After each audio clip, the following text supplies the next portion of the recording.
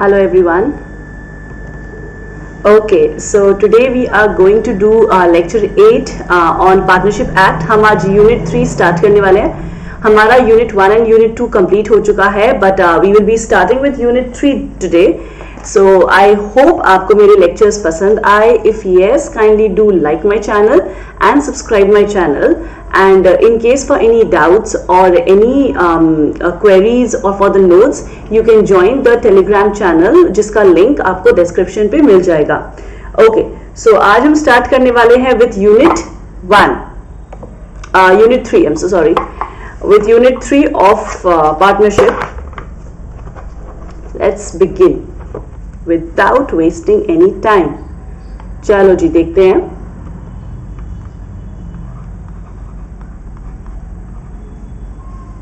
ठीक है. It's the most easiest unit of the partnership. Actually ये पूरा पार्टनरशिप ही बहुत इजी है. अभी तक आप पढ़ चुके होंगे, बाकी के 7 लेक्चर्स आपने देखा होगा जहां पे आपको समझ आ गया होगा कि कितना इजी है आपका ये पार्टनरशिप. तो ये भी बहुत इजी चैप्टर है, इसमें कुछ नहीं है. It's all about registration and resolution, nothing else. मतलब 2 बातें याद रखनी है कि रजिस्ट्रेशन करना है, कैसे करना है, क्या होगा, और रेजोल्यूशन के टाइम पे क्या क्या होगा. That's it, very easy. So अब मैं आपको सबसे पहला टॉपिक पढ़ाने वाली हूं, रजिस्ट्रेशन ऑफ फर्म्स. इसका नोट्स हम साथ में ही बनाएंगे. ठीक है, रजिस्ट्रेशन ऑफ फर्म्स. तो रजिस्ट्रेशन ऑफ फर्म्स में सबसे मेन पॉइंट जो आपको पता है वो क्या है, जो हमने एकदम स्टार्टिंग द फर्स्ट लेक्चर में हमने बात कर ली थी. What was that? कि रजिस्ट्रेशन ऑफ द फर्म में सबसे इंपॉर्टेंट बात है वो क्या थी? नंबर 1 कि सबसे पहला चीज कि आपका पार्टनरशिप को रजिस्टर कराना, क्या ये मैंडेटरी है? इज इट कंपल्सरी कि जितने भी जन आपकी पार्टनरशिप, जो भी पार्टनरशिप फर्म खोल रहा है, क्या उसको कंपल्सरीली क्या रजिस्टर करवाना है अपना फर्म? नहीं ना, आपको पता है. Very good. तो yes, the registration is optional. सबसे इंपॉर्टेंट पॉइंट क्या है? Registration of firms is optional. ठीक है ना.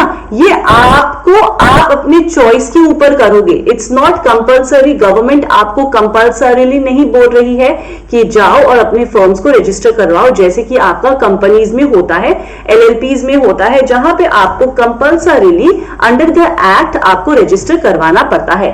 Are you getting my point? ठीक है ना.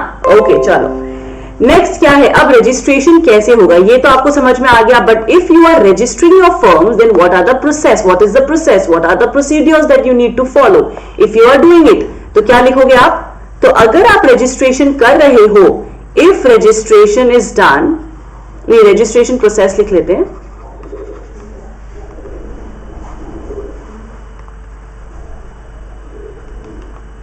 ये सारे नोट्स आपको मिल जाएंगे in on my Telegram channel. तो इतना आपको अगर नहीं लिखना है, दैट्स ओके, एब्सोल्युटली फाइन. तो देखो रजिस्ट्रेशन कैसे होगा, बहुत इजी है. आपका एक पार्टनरशिप फर्म है, आपको क्या करना है, कुछ एक डॉक्यूमेंट्स होंगे, कुछ एक डिटेल्स होंगे जो आपको फाइल करना है, जिसका डिटेल्स आपको कंप्लीटली देना है. और किसको देना है? आपके रजिस्ट्रार को देना है. हर एरिया का, सपोज फॉर एग्जांपल आपका पार्टनरशिप फर्म आपके दिल्ली के कोई एरिया में है, ठीक है, उस एरिया में एक रजिस्ट्रार होगा, वहां पे आपको अपने सारे डिटेल्स देने हैं. As soon as you give your details, वहां से अप्रूवल आ जाएगा and your firm will be registered.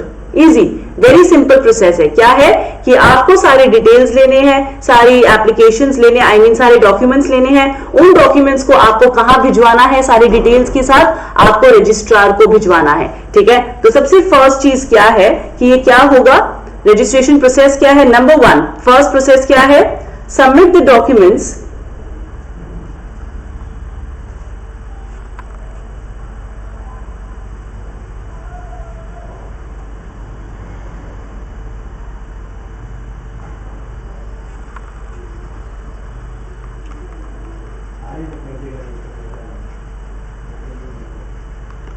with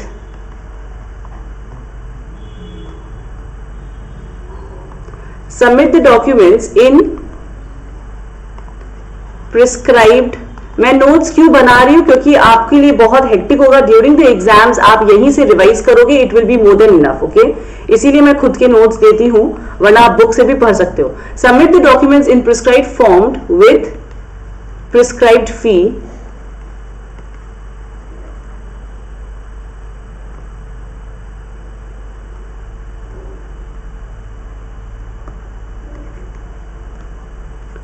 to the registrar of the area where your firm is situated. समझ में आया? प्रोसेस बस कुछ नहीं है, प्रोसेस इतना ही है, आपको सारे documents in the prescribed form जैसे आपको बताया गया है उस तरीके से आपको सबमिट करना है। किसको? टू द रजिस्ट्रार को। कहां पे? जो आपका एरिया है, जहां पे आपका फर्म सिचुएटेड है, उसी एरिया का प्लेस ऑफ बिजनेस सिचुएटेड है, उसी एरिया में उसी एरिया के रजिस्ट्रार को आपको सबमिट करना है। ठीक है ना? कौन से डिटेल्स जाएंगे भाई साहब? देखो अब जल्दी से डिटेल्स क्या क्या जाएंगे, बहुत इंपॉर्टेंट है। सपोज फॉर एग्जांपल आप मेरे क्लास में इनरोल कराना चाहते हैं, आप और आपके फ्रेंड्स मेरे क्लास में इनरोल कराना चाहते हैं, तो इनरोल के टाइम पे सबसे पहले आप क्या दोगे? आपका नाम दोगे, राइट? आपके फ्रेंड्स का नाम दोगे, आपका एड्रेस दोगे, राइट? ये सारी चीजें दोगे ना। सिमिलरली एक फॉर्म को जब इनरोल कराना होता है तो उसको क्या क्या देना पड़ता है? प्लीज देखो, नंबर 1 द फर्म्स नेम। क्या देना पड़ेगा? फर्म का नाम देना पड़ेगा, फर्म का नाम देना पड़ेगा, वेरी इंपॉर्टेंट। नेक्स्ट क्या देना पड़ेगा? प्लेस ऑफ बिजनेस देना पड़ेगा, जहां पे आपका फर्म सिचुएटेड है। नेक्स्ट क्या देना पड़ेगा? प्लेस और प्रिंसिपल प्लेस ऑफ बिजनेस।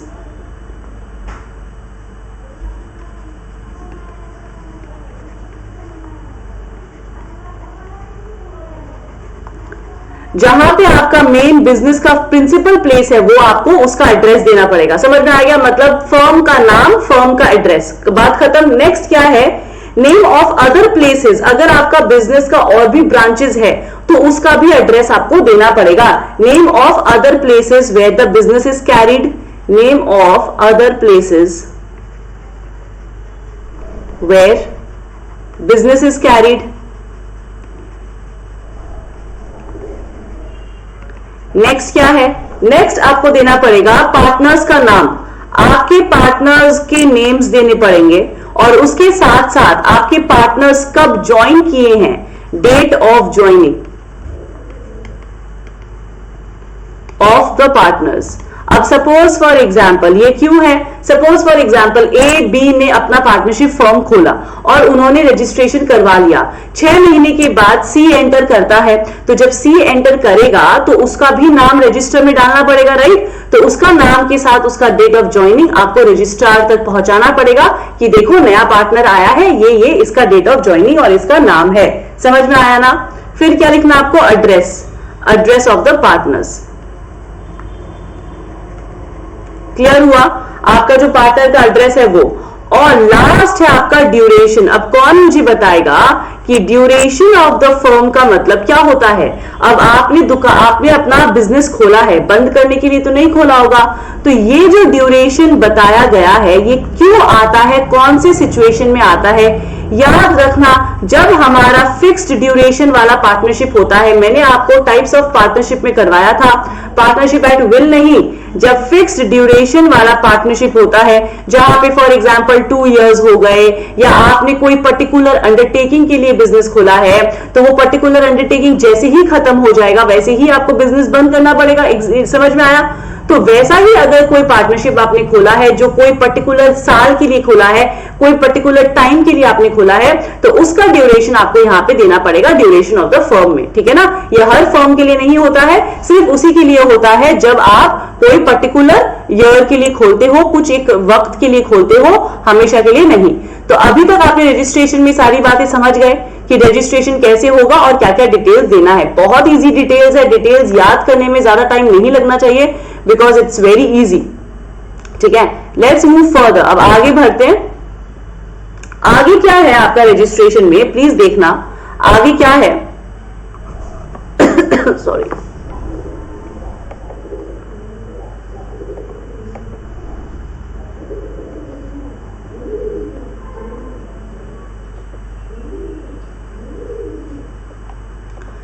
चलो आगे देखते हैं।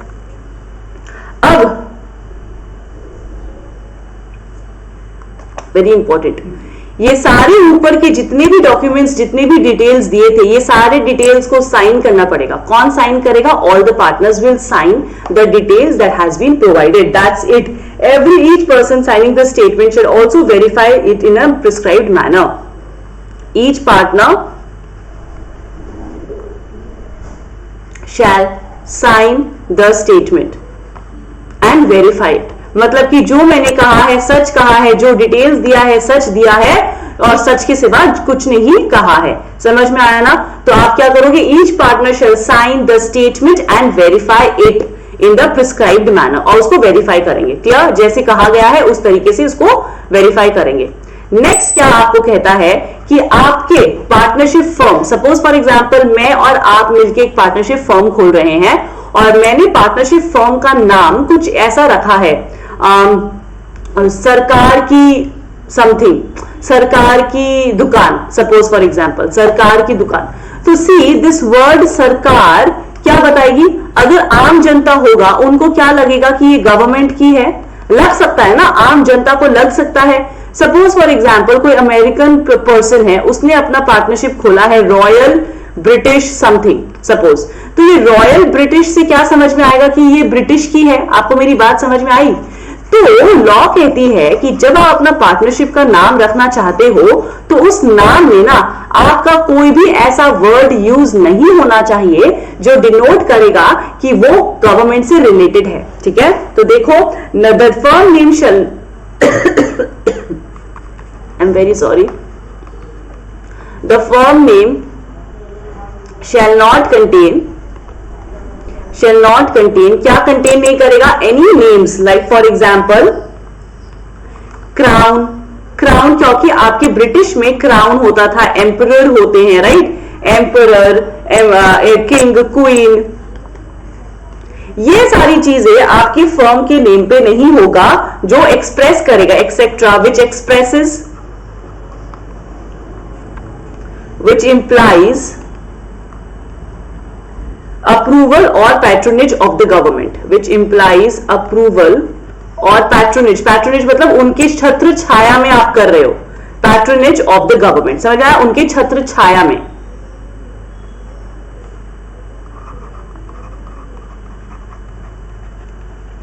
क्लियर?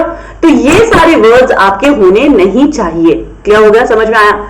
तो ये आपका रजिस्ट्रेशन प्रोसेस का पूरा चिट्ठा था, बहुत इजी था। आई होप आपको समझ में आ गया। आपको मैंने एक चीज बताया था कि कोई भी पार्टनरशिप फर्म को आप जबरदस्ती अपनी मर्जी से आप रजिस्टर करवा सकते हो, राइट? ये बताया था। गवर्नमेंट आपको फोर्स नहीं कर रही है, मतलब if you do not want, you do not have to register your firm. एक और चीज गवर्नमेंट ने बताई है, क्या बताई है?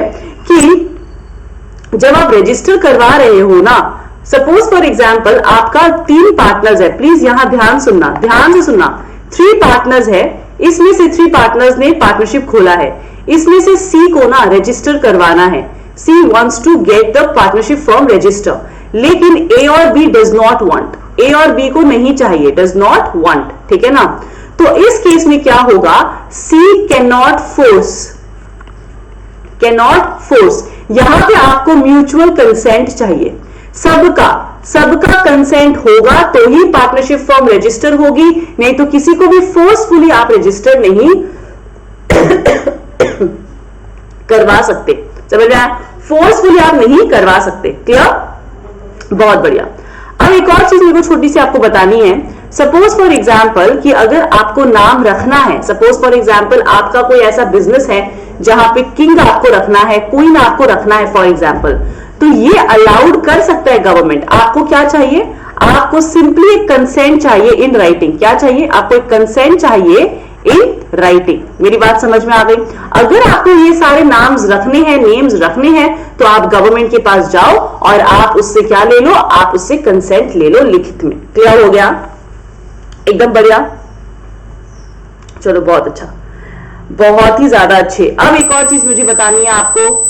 आपने जितने भी डिटेल्स दिए थे कैन बी ऑल्टर्ड, उसको आप ऑल्टर कर सकते हो। आपने सपोज फॉर एग्जांपल एड्रेस दिया, वो एड्रेस आप चेंज करना चाहते हो, ठीक है ना? तो क्या चेंज नहीं कर सकते? ऑफ कोर्स कर सकते हो।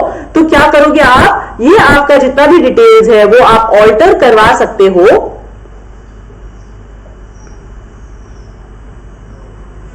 Can be altered in the same way.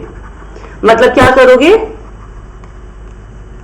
Details को कहां भेजोगे, रजिस्ट्रार के पास भेजोगे, वो क्या करेगा, नोट डाउन कर लेगा, ठीक है ना। तो डिटेल्स को अगर आपको ऑल्टर करना है तो सेम वे में आप अपने रजिस्ट्रार के पास नया डिटेल्स भेज दो और आपका पूरा का पूरा चीज सही हो जाएगा। क्या? तो यहां तक सारी बातें आपको समझ में आ गई। There is nothing that has to be done. क्या? Let's move ahead. ये आपका था सेक्शन नंबर 58। ये कौन सा था? सेक्शन नंबर 58 था। अब हम करते हैं 59। 59 भी बहुत इजी है, इसी का एक हिस्सा है। Let's do 59।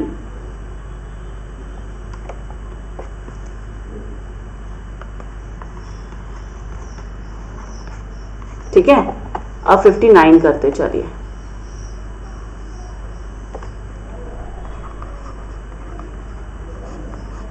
क्या है 59? 59 भी आपका रजिस्ट्रेशन ही है, लेकिन ये क्या कहता है, सुनना, कि आपका रजिस्ट्रेशन प्रोसेस कब से स्टार्ट होगा। मतलब कि सपोज, अब प्लीज इसको ध्यान से सुनना, ठीक है। यहां पे प्लीज मेरे साथ साथ नोट कर लो, अगर आपको नोट करना है तो। रजिस्ट्रेशन प्रोसेस इज कंप्लीटेड, इसमें और कुछ नहीं लिखा हुआ, is completed as soon as the details are sent। मेरी बात समझ में आ गई? आपने डिटेल्स भेज दिया, रजिस्ट्रार क्या करता नहीं करता वो बात की बात है। आपने आज की तारीख में डिटेल्स भेजा है रजिस्ट्रार को, उसी दिन से आपका फर्म रजिस्टर्ड कहलाएगी। मेरी बात समझ में आ गई? उसी दिन से। चलो अब एक और पॉइंट है, 2-3 एग्जाम्पल के साथ आपको समझाऊंगी, बहुत इंपॉर्टेंट है, प्लीज ध्यान से सुनना, ठीक है। प्लीज ध्यान से सुनना, very important these things are. Okay, now suppose for example, अब 2-3 एग्जाम्पल लूंगी, एकदम जल्दी जल्दी करते हैं, आज मेरे को ये कंप्लीट कराना है आपको। Now suppose for example there is a firm, okay, एक फर्म है ABC, ठीक है ना। इस ABC ने रजिस्टर करवाया फर्म को, कब रजिस्टर करवाया है? ऑन 1/1/2021 को रजिस्टर करवाया है। मेरी बात समझ में आ रही है? 1/1/2021 को रजिस्टर करवाया है, ठीक है। अब आगे क्या होता है, 1/1 को इसने रजिस्ट्रेशन के लिए डिटेल्स भेजा, ठीक है। अब यहां पे डिटेल्स भेज दिया और यहां पे उसने आपको मैंने बताया था ना कि अगर आप रजिस्टर नहीं करते हो, suppose your firm is not registered, तो आप किसी के अगेंस्ट केस नहीं कर सकते। मैं वापस से रिपीट कर रही हूं, सपोज फॉर एग्जांपल मेरी एक पार्टनरशिप फर्म है और मेरी फर्म रजिस्टर्ड नहीं है, ठीक है, रजिस्टर्ड नहीं है, तो कोई थर्ड पार्टी के अगेंस्ट अगर मुझे कोर्ट में केस फाइल करना है तो मैं नहीं कर सकती, ठीक है ना। तो इसने क्या किया, रजिस्टर किया 1/1/2021 को, और यहां पे 15/1/2021 को इसने केस फाइल करी अगेंस्ट XYZ के अगेंस्ट इसने केस फाइल कर दी, ठीक है ना। और यहां पे ऑन 21/2021 को रजिस्ट्रेशन डिसअप्रूव हो गया, रजिस्ट्रेशन आपका डिसअप्रूव हो गया। मेरी बात ध्यान से सुनना, डिसअप्रूव हो गया। अब मुझे बताओ, क्या ये वाला जो केस है ये वैलिड है क्या इस केस को हम कंटिन्यू रखेंगे क्या? तो लॉ कहती है कि नहीं, हम इस केस को अब कंटिन्यू नहीं रख सकते। तो ये जो केस है ना, ये नॉट वैलिड है। क्या है? Not valid. तो क्या करना पड़ेगा आपको, यहां पे फिर से रजिस्ट्रेशन कराना पड़ेगा, again register and then file a fresh suit. मेरी बात समझ में आ गई? अगर आपका फर्म रजिस्टर्ड नहीं है तो फिर उसके बाद आप क्या कर सकते हो, आप केस नहीं कर सकते, ठीक है ना। तो लेकिन आपने सोचा कि डिटेल्स भेज दिया, मैंने आपको क्या बोला, registration process is completed as soon as details are sent. तो आपका डिटेल्स आपने भेज दिया, उसके 15 दिन बाद आपने केस फाइल कर दिया, लेकिन 20वां दिन आपको पता चलता है due to some error in the details और समथिंग आपका रजिस्ट्रेशन डिसअप्रूव हो गया है, ठीक है। तो उसके बाद ये केस का कोई वैलिडिटी नहीं रहता है, आपको अगेन रजिस्टर करवाना पड़ेगा और फिर आपको फ्रेश फाइल करना पड़ेगा, फ्रेश सूट फाइल करना पड़ेगा। क्या मेरी ये बात समझ में आ गई?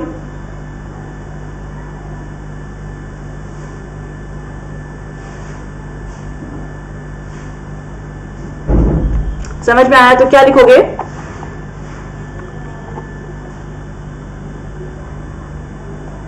समझ में आया?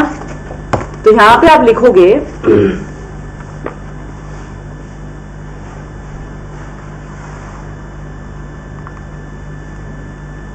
may be affected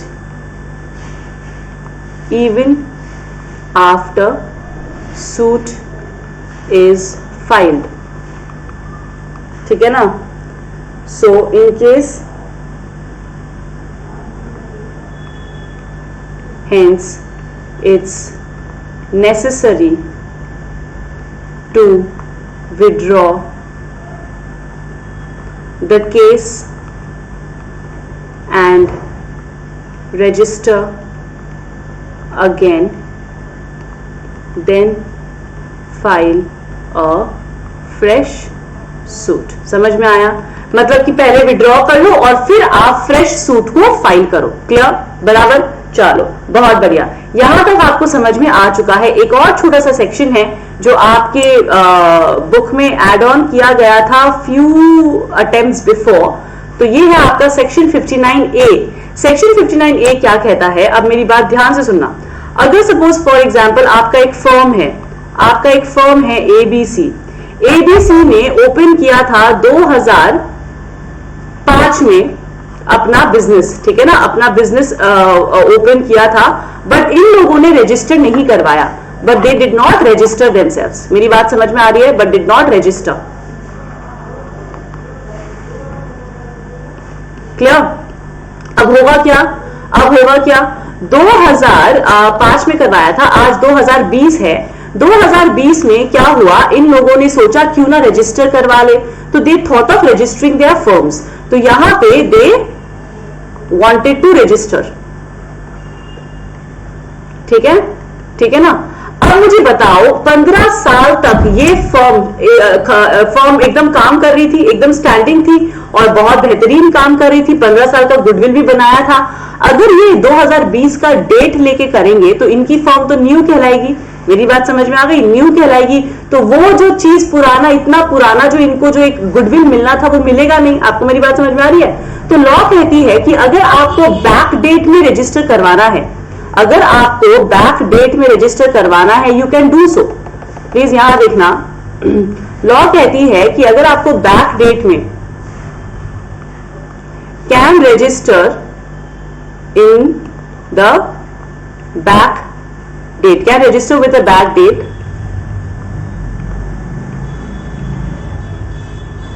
ठीक है? अब मतलब कि 2005 का डेट लेके आप रजिस्टर करवा सकते हो.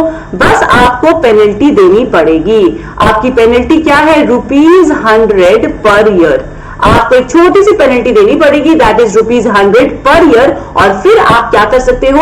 आप बैक डेट में रजिस्टर करवा सकते हो. तो यहाँ पे XYZ को कितनी पेनल्टी देनी पड़ेगी?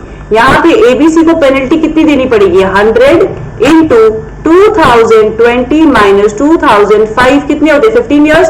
तो 100 इंटू 15 कितने हो गए? 1500 रुपीज उसको देना पड़ेगा. और फिर उसका जो रजिस्ट्रेशन का डेट है वो 2005 हो जाएगा. क्या इतनी छोटी सी बात समझ में आ गई? तो ये है आपका 59A, जिसमें हमने पेनल्टी की बात करी है कि अगर आप बैक डेट में पेनल्टी करते हो, penalty for back date. Clear? इसकी बात इसने की है. आई होप आपको समझ में आ गया. चलो, लेट्स मूव फर्दर नाउ. अब आगे मूव ऑन करते हैं विद सेक्शन नंबर 69. और अनदर इंपॉर्टेंट, वेरी इंपॉर्टेंट इससे क्वेश्चंस आए हुए हैं. तो ये भी आपका एक इंपॉर्टेंट सेक्शन है. जल्दी से देखते हैं. सेक्शन नंबर 69 क्या कहता है? ये कहता है आपका कॉन्सिक्वेंसेस ऑफ नॉन रजिस्ट्रेशन.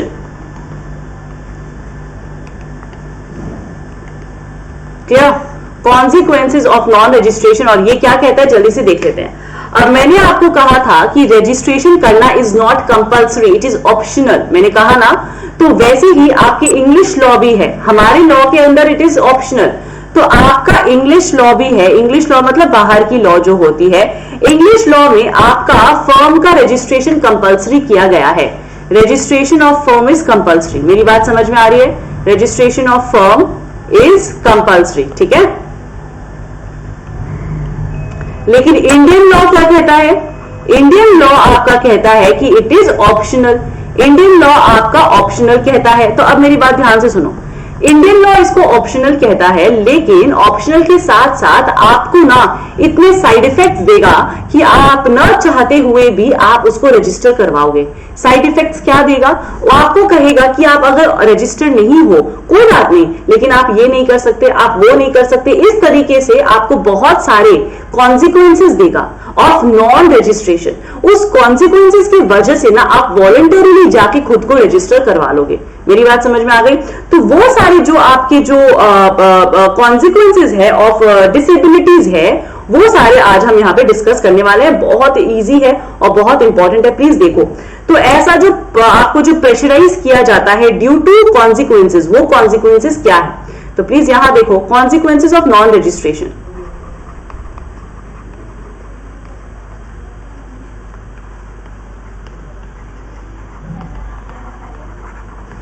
क्या क्या है जल्दी जल्दी देखते हैं, ठीक है? बहुत इजी है, एकदम भी वो नहीं है, डिफिकल्ट नहीं है, बहुत मजेदार भी है। तो इसको जैसे मैं पढ़ा रही हूं वैसे पढ़ना है, ज्यादा वो मत करना आप कि एकदम लर्न करने मत जाना। बहुत सिंपल सिंपल चीजें हैं। अब अगर सपोज फॉर एग्जाम्पल, मैं आपको एग्जाम्पल से ही समझाऊंगी ताकि आपके दिमाग में बैठ जाए। एबीसी कंपनी है, एबीसी फर्म है, ठीक है ना, नॉट रजिस्टर्ड है। यहां पे मैं लिख रही हूं नॉट रजिस्टर्ड है, ठीक है ना। इनकी लड़ाई हो गई विद अ थर्ड पार्टी, इनकी लड़ाई हो गई विद अ थर्ड पार्टी। कोई डिस्प्यूट आ गया, क्या आ गया? कोई डिस्प्यूट आ गया।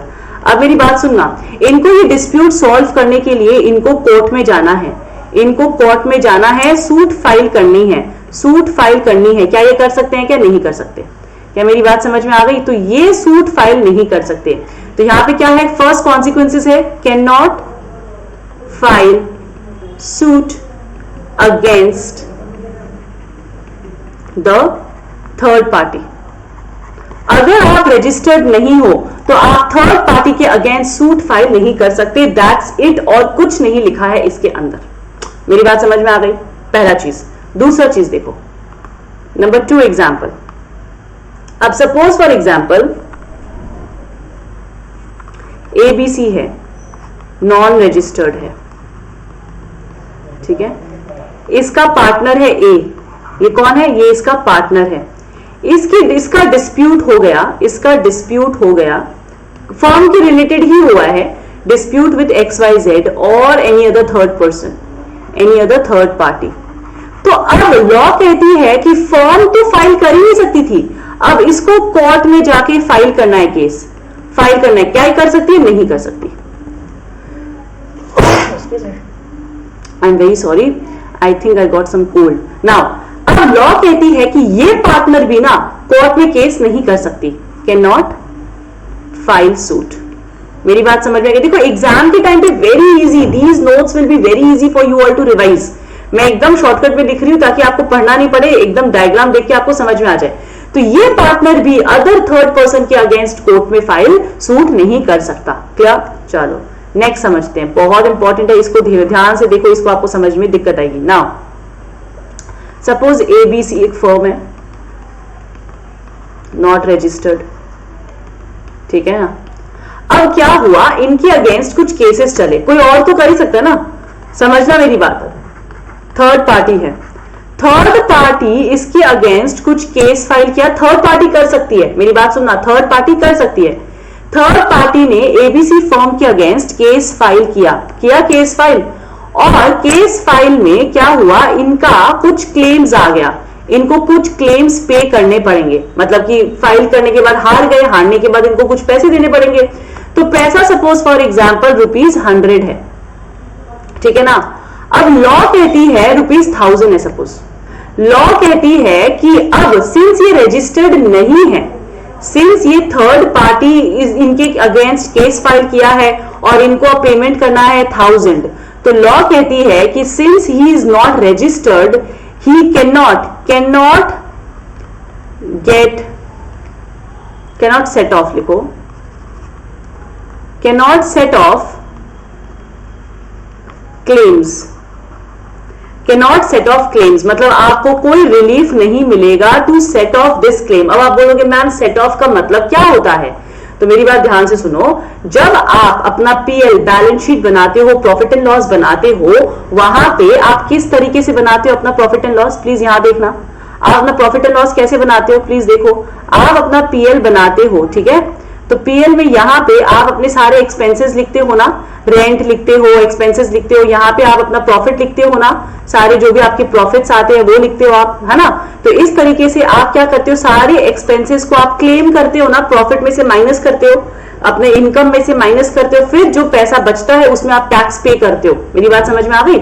सपोज आपका 10 लाख का इनकम हुआ है, 10 लाख में से आप सारे अपने एक्सपेंसेस को माइनस करोगे, फिर बच के आपका 5 लाख बचेगा, 5 लाख में से फिर आप टैक्स पे करोगे एट द रेट ऑफ 20%, 30%, जो भी आपका स्लैब बैठता है उस हिसाब से।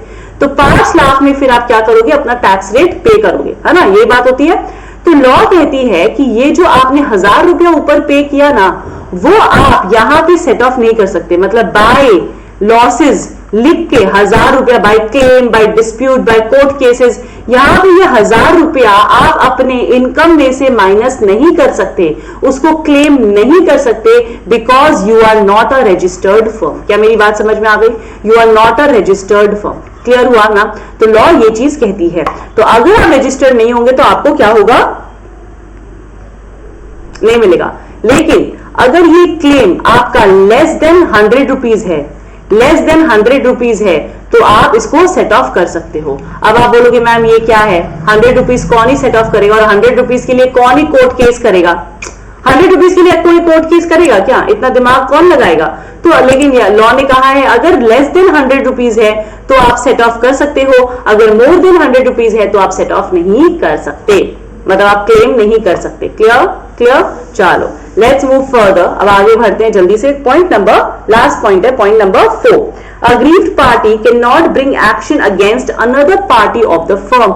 ये इंपॉर्टेंट क्यों है मैं आपको बताती हूं। आज आप साथ में काम कर रहे हो, अब एबीसी कंपनी है, फर्म है, नॉट रजिस्टर्ड है, ठीक है, नॉट रजिस्टर्ड है। अब ये इंपॉर्टेंट क्यों है? अब आप साथ में काम कर रहे हो, ए है और बी है, इन दोनों के बीच में डिस्प्यूट हो गया, इन दोनों के बीच में डिस्प्यूट हो गया, लड़ाइयां हो गई, ठीक है ना। तो ये सॉल्व कौन करेगा? ये अब सॉल्व कौन करेगा? हमको अगर कुछ सॉल्व हमसे नहीं हो पाता है तो हम अल्टीमेटली कहां जाते हैं? कोर्ट में जाते हैं, हम केस करते हैं। लेकिन लॉ कहती है अगर आप नॉन रजिस्टर्ड फर्म हो तो आप अपने आपस की लड़ाई भी कोर्ट में नहीं लेके आ सकते। Can not file suit against को पार्टनर्स, आपके जो को पार्टनर्स है उसके अगेंस्ट आप फाइल नहीं कर सकते suit in case of dispute. तो सोचो कितना लॉसेस आपको दे रहा है, कितना सारा साइड इफेक्ट्स, कितना सारा कॉन्सिक्वेंसेस ऑफ नॉन रजिस्ट्रेशन दे रहा है आपको, कि आप न चाहते हुए भी आप रजिस्टर अपना फर्म को करवाओगे। तो आपको क्या ये सारी चारों बातें समझ में आ गई कि अगर आप अपनी फर्म को रजिस्टर नहीं करवाते हो तो क्या क्या होगा? चारों बातें समझ में आ गई। तो आप थर्ड पार्टी के अगेंस्ट कोर्ट केस नहीं कर सकते, आप कोई भी क्लेम सेट ऑफ नहीं कर सकते 100 से ज्यादा, और आप अपने पार्टनर के अगेंस्ट भी केस नहीं कर सकते, ठीक है ना। समझ में आ गया? अब इसमें एक और चीज है, but third party can sue you, third party can file suit against you. ये समझ में आया कि आप नहीं कर सकते, कोई बात नहीं है, आप नहीं कर सकते, लेकिन थर्ड पार्टी अगर वो रजिस्टर्ड है तो आपके अगेंस्ट कर सकती है, अगेंस्ट द फर्म। मैं आपको एक और क्वेश्चन पूछती हूँ, प्लीज यहां देखना ताकि एकदम क्लियर हो जाए। सपोज फॉर एग्जाम्पल ये एबीसी फर्म है, नॉन रजिस्टर्ड फर्म है, ठीक है, नॉन रजिस्टर्ड फर्म है। अब मेरी बात सुनना, आपके पास 3-4 थर्ड पार्टी है, एक आपका कंपनी है, एक आपका इंडिविजुअल है, एक आपका फर्म है विच इज रजिस्टर्ड, और एक आपका फर्म है which is non registered. Clear? ये सारे इंडिविजुअल्स है। अब मेरी बात ध्यान से सुनो, आई होप आपको दिखाई दे रहा है, ठीक है। अब यहां पे सुनो, अब ये कंपनी इसके अगेंस्ट केस फाइल कर सकती है, यस कर सकती है। इंडिविजुअल तो कर ही सकती है, यस कर सकती है। फर्म रजिस्टर्ड है, क्या ये कर सकती है? यस कर सकती है। फर्म जो नॉन रजिस्टर्ड है, क्या ये कर सकती है? कि नो, नहीं कर सकती। समझ में आया ना? ये नहीं कर सकती। और ये तो खैर किसी के अगेंस्ट कर ही नहीं सकती, नो, ये तो किसी इन पांचों के अगेंस्ट ही नहीं कर सकती। क्या मेरी बात समझ में आ गई? पांचों के अगेंस्ट ही ये नहीं कर सकती। क्लियर? चलो बहुत बढ़िया, बहुत बढ़िया, बहुत अच्छे से समझ आ रहा है आप लोग को। अब इसमें ये तो आपके कॉन्सिक्वेंसेस थे, इन कॉन्सिक्वेंसेस में आपको राइट्स दिया है, आपको कुछ एक्सेप्शंस दिया है। ये एक्सेप्शंस नहीं है अगर आप मेरी बात मानो तो, because these are the basic things which have been given with basic rights है ये आपका, जो आपको पहले के लॉज में एक्ट्स में दे दिया गया है, बट सिंस यहाँ पे हमें लिखना है, लर्न करना है, तो हम करेंगे। चलो एक्सेप्शंस लिखते हैं कि ये जो कॉन्सिक्वेंसेज है, एक्सेप्शंस टू द कॉन्सिक्वेंसेज, ठीक है ना, समझ में आ गया आपको। जरूरी ये देख लेते हैं क्या क्या है exceptions to the consequences. Number one क्या है कि थर्ड पार्टी आपको सू कर सकती है। पता था आपको थर्ड पार्टी कैन सू, तो मैं छोटे में लिख रही हूँ, शॉर्टकट में लिख रही हूँ, आपको पता ही ऑलरेडी। सेकेंड क्या है कि अब मैंने आपको क्या बताया था कि पार्टनर्स आपस में सू नहीं कर सकते। मैंने आपको बताया था ना कि दो पार्टनर के बीच में अगर डिस्प्यूट हो चुका है तो वो आपस में एक दूसरे को सू नहीं कर सकते, लेकिन इसमें एक छोटा सा एक्सेप्शन आपको दिया है कि अगर पार्टनर्स की लड़ाई डिसोल्यूशन से है, डिसोल्यूशन फर्म बंद कराने से है, तो फिर कर सकते हैं। Example, I know you need an example, जल्दी से एग्जाम्पल देखते हैं। एबीसी फर्म है, ठीक है ना, तो यहां पे ए को क्या करना है, ए को फर्म को डिसॉल्व करना है। क्या करना है, डिसॉल्व करना है, सी को नहीं करना, नॉट डिसॉल्व। सी चाहता है कि डिसॉल्व ना हो, ठीक है, नहीं चाहता। अब इन दोनों में क्या है, बहुत ज्यादा ये तो डिस्प्यूट, बहुत इंपॉर्टेंट डिस्प्यूट है, डिसोल्यूशन के ऊपर है, तो लॉ कहती है कैन गो टू कोर्ट। आप इस केस में कोर्ट में जा सकते हो। अगर आपका फर्म रजिस्टर्ड न भी है तो भी, नॉन रजिस्टर्ड है फिर भी आप जा सकते हो। तो क्या लिखा है, अगर आपका फर्म का डिसोल्यूशन के लिए अगर पार्टनर्स आपस में कोर्ट केस करना चाहते हैं तो अलाउड कर दिया गया है। समझ में आया? तो यहां पे आप क्या लिखने वाले हो, partners can sue for dissolution of the firm और फॉर सेटलमेंट ऑफ अकाउंट्स, मतलब अकाउंट सेटलमेंट करना है, एंड में मेरा शेयर मुझे मिलना चाहिए, इस तरीके से एक सेटलमेंट करना है, तो उसके लिए भी लॉ कहती है कि आप उसके लिए भी कोर्ट में जा सकते हो, बिकॉज इसमें तो आपको चाहिए आई अंडरस्टैंड, लॉ ने कहा आई अंडरस्टैंड, तो for settlement of the accounts, ठीक है।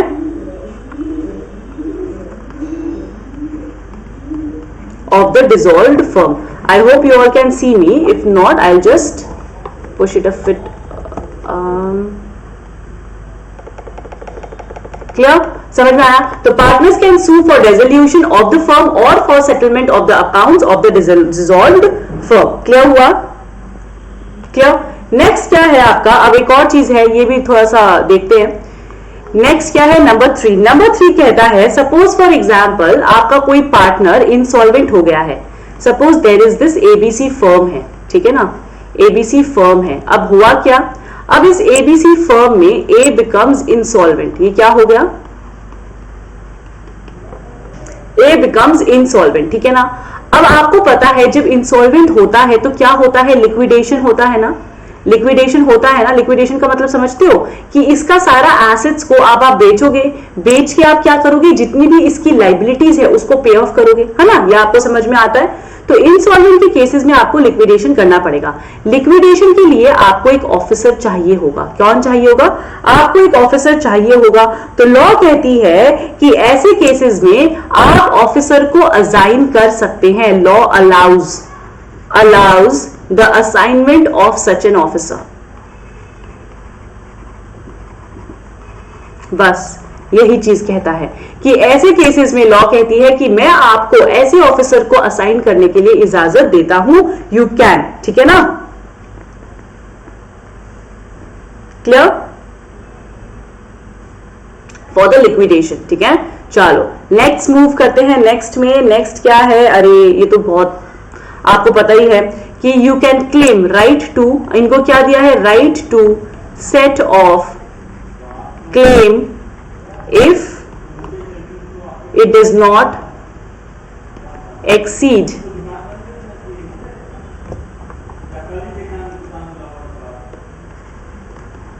समझ में आया कि आपके पास ये राइट है कि आपका अगर क्लेम, जो मैंने ऊपर बताया था, जो मैंने यहां बताया था, आई hope you all have seen this, आपको समझ में आया जो मैंने यहां बताया है कि अगर आपने ये वाला, अगर आपका ये क्लेम 100 से कम है तो आप सेट ऑफ कर सकते हो, ये राइट आपको दिया गया है।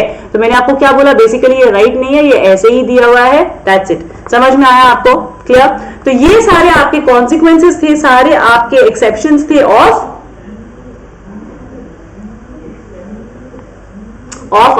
कॉन्सिक्वेंसेज ऑफ नॉन रजिस्ट्रेशन और उसके कुछ कुछ एक्सेप्शंस। सारी बातें समझ में आ गई। अब मैं आपको 2 एग्जांपल्स करवाऊंगी, बहुत मजेदार एग्जांपल्स हैं, ठीक है? मेरे प्लीज पे अटेंशन कीजिएगा ताकि आपको समझ में आए।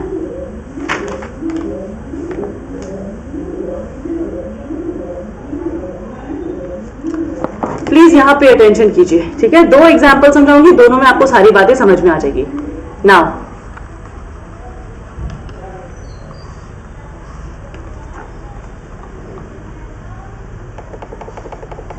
यहां पे अटेंशन कीजिए। Now suppose for example there is this firm A B and C, ठीक है? सुनना अच्छे से।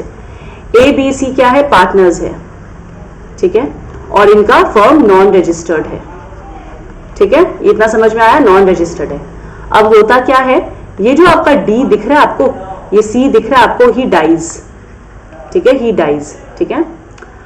और अब मुझे बताओ, ए और बी है, इनको किसी थर्ड पार्टी के अगेंस्ट केस करना है, केस करना है। Can they do that? Can they file case against third party? क्या वो कर सकते हैं? जल्दी से बताओ, आंसर क्या है आपका? क्या वो फाइल कर सकते हैं केस? नहीं ना। आपका आंसर क्या होगा? No, they can not. No, they can not. Why? Because ये फर्म आपकी क्या थी? नॉन रजिस्टर्ड थी। चलो बहुत बढ़िया, एक और एग्जाम्पल लेते हैं, ठीक है? एक और एग्जाम्पल लेते हैं, प्लीज यहां पे अटेंशन करना। Example number 2। अब यही सेम फर्म है, ए बी एंड सी है। सी यहाँ पे सी नहीं, यहाँ पे क्या होता है, फिर डी की एंट्री होती है। ये आपका फर्म रजिस्टर्ड है, प्लीज सुनना, फर्म आपका रजिस्टर्ड है, ध्यान से सुनना। अब होता क्या है कि इसी में आपकी एंट्री होती है डी की, न्यू एडमिशन। ये आपका डी है, डी का न्यू एडमिशन होता है, ठीक है? ठीक है? अब एडमिशन होने के बाद आप किसी थर्ड पार्टी के अगेंस्ट केस करते हो। थर्ड पार्टी के अगेंस्ट आप क्या करते हो? केस करते हो, ठीक है? केस करते हो। क्या is it allowed? Can they do that?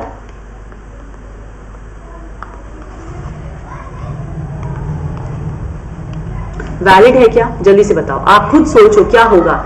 ABC एक फर्म है, रजिस्टर्ड फर्म है, डी आपका नया एडमिशन आता है और थर्ड पार्टी डी के आने के बाद आपने थर्ड पार्टी को केस फाइल कर दिया किसी थर्ड पार्टी के against. So can they do that? अब देखो इसमें 2 बातें हैं, इसमें 2 बातें हैं। अगर आपका फर्स्ट बात क्या है, if these details has been registered, अगर डी का डिटेल रजिस्टर्ड कर दिया गया है, अगर डी का डिटेल रजिस्टर्ड कर दिया गया है विथ रजिस्ट्रार, देन यस, तब यस। लेकिन अगर डी का डिटेल्स रजिस्ट्रार के पास नहीं गया है ना, तो नहीं कर सकता। इफ नॉट तो क्या होगा? Then no. मेरी बात समझ में आ गई? इजी। चलो एक और क्वेश्चन, आई होप आपको समझ में आ रहा है। In case you have any doubt you can ask me. Now next example है एग्जाम्पल नंबर 3। अब मैं आपको एग्जाम्पल नंबर 3 समझाती हूँ। Suppose for example A B and C आपका पार्टनर्स है, ठीक है?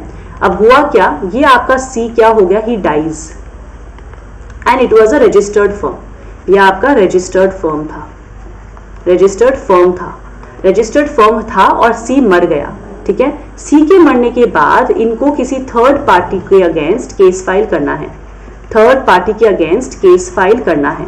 Now please tell me, can they do that? Is it valid? क्या ये वैलिड है? आप लोगों का बहुत जनों का आंसर होगा नो या बहुत जनों का आंसर होगा यस। तो मैं आपको एक क्वेश्चन करना चाहती हूं जिसने भी मुझे नो किया है। मैंने आपको बोला 2 पॉइंट्स देखना है आपको। क्या आपका फर्म का नाम, फर्म का नेम रजिस्टर्ड है क्या? पहले ये चेक करो, रजिस्टर्ड है फर्म का नेम? यस। क्या आपके फर्म के जो पार्टनर्स है, एग्जिस्टिंग पार्टनर्स है, जो एट प्रेजेंट केस फाइल करने के टाइम पे जो पार्टनर्स है, क्या उनका डिटेल्स रजिस्टर्ड है? क्या उनका डिटेल्स रजिस्टर्ड है?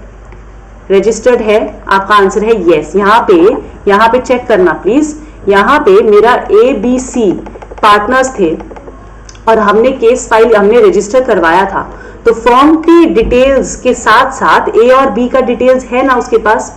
C मर गया, दैट डजंट मैटर, लेकिन जो लोग केस फाइल कर रहे हैं, जो पार्टनर्स केस फाइल कर रहे हैं, क्या उसका डिटेल्स रजिस्ट्रार के पास है? हाँ है। कौन फाइल कर रहा है? A एंड B का डिटेल्स है? हाँ है। C मर गया, वो बात की बात है। जो लोग फाइल कर रहे हैं क्या उसका डिटेल्स है? हाँ है। तो इसीलिए यस दे कैन फाइल। मेरी बात समझ में आ गई? मेरी बात समझ में आ गई? तो अब वो केस फाइल कर सकते हैं। ऊपर वाले केस में क्या था, यहां पे देखो क्या था, डी नया आया था, ए एंड बी एंड सी क्या किया था, इन लोगों ने अपना फर्म का रजिस्ट्रेशन कराया था और अपना डिटेल साथ साथ में इन लोगों ने दे दिया था। डी नया आया था, नया पार्टनर आने के बाद चारों मिलके केस फाइल करते हैं किसी के अगेंस्ट, तो अब डी का डिटेल तो नहीं था ना। अगर डी का डिटेल दे दिया होता उसके एडमिशन के टाइम पे तो कर सकते हैं, अगर नहीं दिया गया तो फिर नहीं कर सकते। क्या आपको मेरी ये बात समझ में आ गई? इजी ना? समझ में आया? तो ये तीनों एग्जांपल्स आपका क्लियर हुआ। आपके बुक में भी ये सारे एग्जांपल्स दिए हुए हैं। तो आपका सबसे इंपॉर्टेंट चीज क्या है, आपको चेक करना है कि मेरा फर्म का नेम रजिस्टर्ड है या नहीं है, और फर्म के नेम के साथ साथ क्या मेरा पार्टनर्स का नाम भी रजिस्टर्ड है या नहीं है। तो इन दोनों को मार्क कर लो इंपॉर्टेंट। फर्म के नेम के साथ साथ पार्टनर्स का डिटेल भी रजिस्टर्ड होना जरूरी है। अगर ये दोनों चीज आपकी हो जाती है फुलफिल, तो फिर आपका आंसर होगा yes they can file a suit. मेरी बात समझ में आ गई? तो यहां तक सारी बात क्लियर। नेक्स्ट वाला आपको तीनों एग्जांपल्स मैंने समझा दिए हैं जो भी आपकी बुक में दिए हुए हैं। Let's move further now. जल्दी से आगे मूव करते हैं section number resolution of the firm के साथ। सेक्शन नंबर 39 टू 41 में मूव करते हैं। इसमें बेसिक सा चीज से स्टार्ट करेंगे, 39 से स्टार्ट करेंगे, जो आपका कहेगा कि what is the difference between resolution of the firm and resolution of the partnership. दोनों में बहुत फर्क है। Let's begin now. Section 39 to 47 तक हम मूव करेंगे, ठीक है। और हम सबसे पहले करने वाले हैं सेक्शन नंबर 39।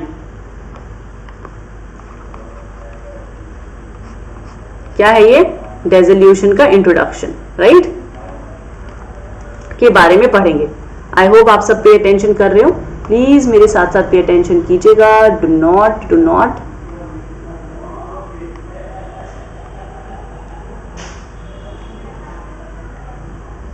चलो नाउ प्लीज सी हियर। अब आपका दो कंसेप्ट है यहाँ पे। नंबर 1 कंसेप्ट क्या है? रेजोल्यूशन ऑफ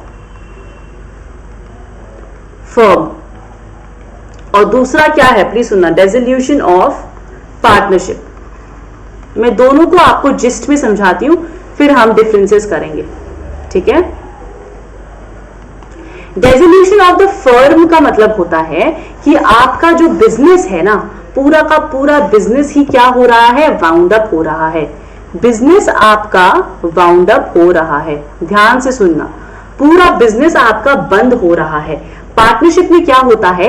आपका जो कॉन्स्टिट्यूशन है ना, कॉन्स्टिट्यूशन ऑफ फर्म, कॉन्स्टिट्यूशन का मतलब पार्टनर्स, कितने पार्टनर्स थे? 3 पार्टनर्स थे, 4 पार्टनर्स थे। वो जो कॉन्स्टिट्यूशन है, मेकिंग है ना, वो आपका चेंज होता है। Constitution of the firm changes, आपका बिजनेस वाउंड अप नहीं होता। मेन डिफरेंस यही है। Business does not and. मेरी बात समझ में आ गई? बिजनेस आपका डज नॉट एंड, आपका बिजनेस वाउंड अप नहीं होता। मेन डिफरेंस ये है। अब हम आगे बढ़ते, जल्दी से देखो। इतना आपको समझ में आ गया होगा। अब मैं जब आपको डिफरेंसेस करवाऊंगी तब आपको और अच्छे से समझ में आ जाएगा। Let's move further.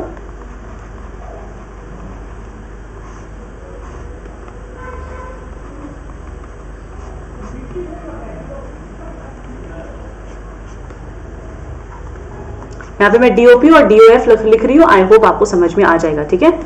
So let's move now. सबसे फर्स्ट क्या है? कंटिन्यूएशन। बेसिस क्या लिखेंगे हम? कंटिन्यूएशन,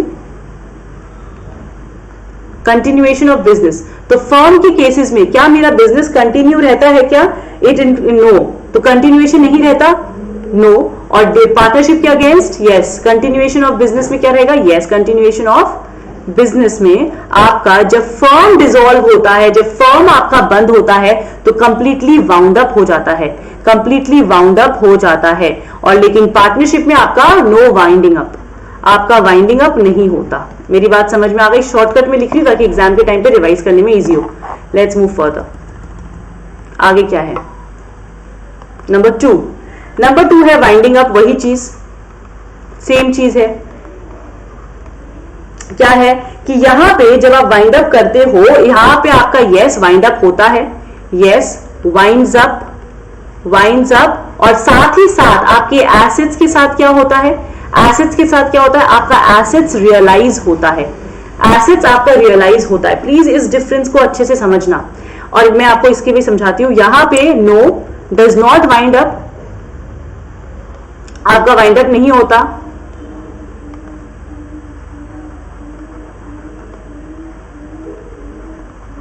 और एसेट्स क्या होता है? रीवैल्यू होता है। दोनों में बहुत डिफरेंस है, बहुत। आपने पार्टनरशिप अकाउंट किया होगा, पार्टनरशिप में आपने देखा होगा जैसे जैसे कोई आता है या कोई मरता है, आप एक रीवैल्यूएशन अकाउंट बनाते हो ना। तो यहां पे सुनना, रियलाइज का मतलब क्या होता है? आपके पास एसेट्स है, आपके पास बहुत एसेट्स है, आप इसको सेल करते हो, रियलाइज करते हो, सेल करते हो, और बदले में आपको पैसा मिलता है। मतलब you sell everything that you have. मेरी बात समझ में आ गई? उसको हम कहते हैं रियलाइजेशन। मतलब आपके पास जितना प्रॉपर्टी था, आपका फर्म का प्रॉपर्टी आपने बेच दिया, बेच के आपको जो मिला आपने उसको रियलाइज किया और आपस में बांट लिया। मेरी बात समझ में आ गई? उसको बोलते हैं रियलाइजेशन। रीवैल्यूएशन क्या होता है? आपका जब सपोज फॉर एग्जांपल यहाँ पे ABC बिजनेस कर रहे हैं, पार्टनरशिप कर रहे हैं, इन लोग 15 साल से काम कर रहे हैं, 15 इयर्स से काम करते करते तक इन लोगों ने एसेट्स बनाया है, बहुत एसेट्स बनाया है। अब एक नया पार्टनर एंटर करना चाहता है, डी। अब डी में नया पार्टनर है, इसने 15 साल काम किया नहीं, तो क्या हम इसको बेनिफिट दे दे? इतना ये जो 15 साल में जितना एसेट्स इसने कमाया है, क्या उसका बेनिफिट दे दे? नहीं ना। इसको क्यों देंगे इतना सारा एसेट्स का बेनिफिट? तो क्या करते हैं हम अपने एसेट्स को रीवैल्यू करते हैं on the date of admission. On the date of admission हम रीवैल्यू करते हैं। रीवैल्यू करके जितना भी आज तक का प्रॉपर्टी इन तीनों ने मिलके बनाया है ना, इस प्रॉपर्टी को इन तीनों के कैपिटल में डाल देते हैं। मतलब इन तीनों का प्रॉपर्टी बन गया वो, है ना। अब आज के बाद जो होगा वो फिर डी का होगा। तो उसको हम क्या करते हैं? उसको हम बेचते नहीं है, रियलाइज नहीं करते, हम जस्ट रीवैल्यू करते हैं कि आज तक हमने जितना काम किया, जितना मेहनत किया, वो हमारा है। आज से तुम आ रहे हो तो आगे जितनी भी कमाई होगी, जितना भी प्रॉपर्टी बनेगा, वो तुम्हारा होगा। बात समझ में आया? आगे सब तुम्हारा होगा। क्लियर? तो इसीलिए आपका रीवैल्यूएशन होता है और रियलाइजेशन, दोनों में डिफरेंस ये होता है। क्लियर? चलो, तो ये वाला बात आपको समझ में आ गया। तो जब आपका फर्म डिसॉल्व होता है, जब आपका फर्म ही बंद हो रहा है, तो आप क्या करोगे? एसेट्स को बेचोगे और आप बदले में पैसा को रियलाइज करोगे। लेकिन जब आपका कॉन्स्टिट्यूशन चेंज हो रहा है, मतलब चेंज इन द फर्म, जैसे कोई पार्टनर आ रहा है, कोई पार्टनर मर रहा है, कोई पार्टनर रिटायर हो रहा है, उसको कहते हैं कॉन्स्टिट्यूशन में चेंज आना। तो जब आपका कॉन्स्टिट्यूशन में चेंज आता है, उसको हम कहते हैं डिसोल्यूशन ऑफ पार्टनरशिप। और डिसोल्यूशन ऑफ पार्टनरशिप में आपका एसेट सिर्फ रीवैल्यू होता है। क्या होता है? सिर्फ रीवैल्यू होता है। क्लियर? चलो, बहुत अच्छे। Now next, order of the court. Order of the court. तो अगर आपका फर्म को बंद करना है, कैन बी डन, आपका फर्म कोर्ट के ऑर्डर से हो सकता है ना। कोर्ट बोल सकती है ये गैर कानूनी है, बंद करो। कोर्ट कह सकती है कि ये पार्टनरशिप सही नहीं है। कोर्ट कह सकती है कि इस पार्टनरशिप में बहुत लड़ाइयां हैं, बंद करो। राइट? तो can be done by the order of the court, by the order of the court. समझ में आया? कोर्ट के ऑर्डर से आप बंद कर सकते हो, लेकिन कॉन्स्टिट्यूशन में चेंज आप कोर्ट के ऑर्डर से नहीं करते। किसी को मारना, किसी को रिटायर करना, किसी को लेना, वो पूरा आपका अधिकार है, आपका इंटरेस्ट है। आप कोर्ट के दबाव में नहीं करते। तो can not be done by court order. Court order से आप नहीं कर सकते। समझ में आया? इजी ना? समझ में आया? क्लियर? चलो, नेक्स्ट क्या है? नेक्स्ट देखते हैं स्कोप। अब स्कोप का मतलब क्या होता है? कितना वाइड है। अगर मैं बोलती हूं डिसोल्यूशन ऑफ फर्म, तो उसके साथ साथ मैं क्या बोल रही हूं कि आपकी फर्म के साथ साथ आपका पार्टनरशिप भी तो डिसॉल्व हो रहा है ना, फर्म के साथ। आई am very sorry, involves dissolution of partnership. इसके अगर फर्म बंद होगा तो पार्टनरशिप भी बंद होगा, लेकिन अगर पार्टनरशिप खत्म हो रही है, सपोज ए बी सी की पार्टनरशिप खत्म होके ए बी डी की बन रही है, सी मर गया डी आ गया, तो अगर पार्टनरशिप का कॉन्स्टिट्यूशन खत्म हो रहा है तो क्या फर्म खत्म हो रहा है? नहीं ना, does not involve dissolution of firm. समझ में आया? फर्म का डिसोल्यूशन इन्वॉल्व नहीं करता ये। क्लियर? स्कोप हो गया। नेक्स्ट क्या है आपका? लास्ट है final closure of the books.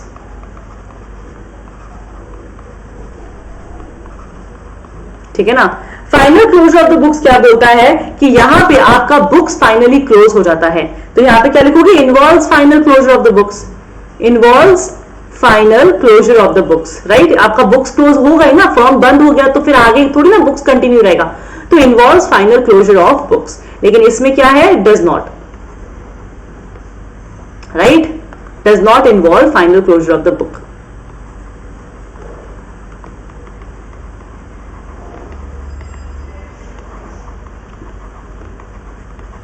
Sorry for the handwriting, I hope you are understanding.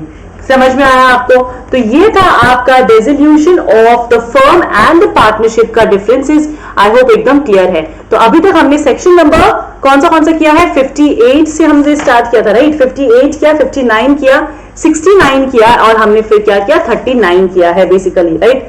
Next आपका आता है 40 से लेके नेक्स्ट क्लास में आपका ये चैप्टर खत्म होगा क्योंकि हमारा क्लास ऑलरेडी टन गया है लंबा।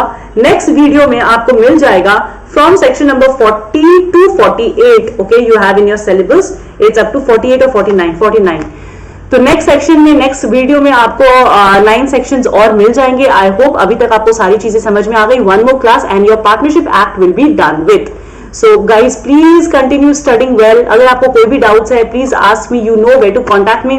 और अगर आपको कोई भी प्रॉब्लम है, कुछ भी है, you can always comment and I will try to answer it within 24 hours. And if you liked my class, kindly please subscribe and refer to your friends also so that उनको भी benefit मिल जाए मेरे free lectures के। Thank you so much. See you in the next lecture. Until then, stay safe and keep studying. Happy learning. Bye bye.